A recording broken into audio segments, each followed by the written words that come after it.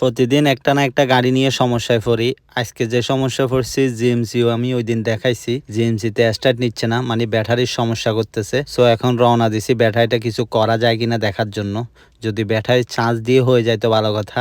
আজকে মাশাআল্লাহ আমার গাড়ির অবস্থা দেখেন, সামনে দুইজন, পিছনে দুইজন, আবার পিছনে আমার মালামাল। পুরো বাংলাদেশের মতো সাধারণত সৌদি আরবে এভাবে মানুষ বসে না। পথেই পাইছিলাম সবাইকে নিয়ে নিছি একসাথে, কাকে রাখবো কাকে নিয়ে যাবো, এই জন্য সবাইকে নিয়ে নিছি, কষ্ট হইলো।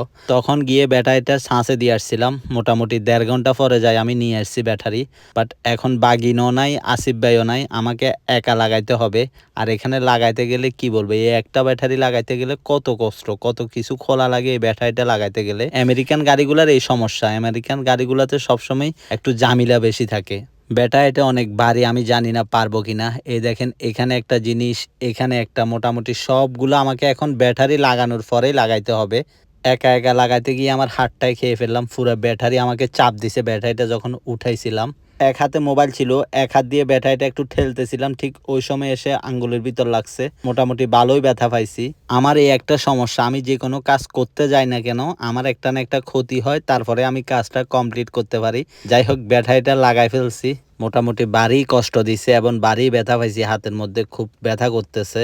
যাই হোক কষ্ট করলেও কষ্টের ফল মিষ্টি হয়, লাগাইতে তো পারছি। সো ভিডিওটা আজকের জন্য এতটুকু, সবাই ভালো থাকবেন, আসসালামু আলাইকুম।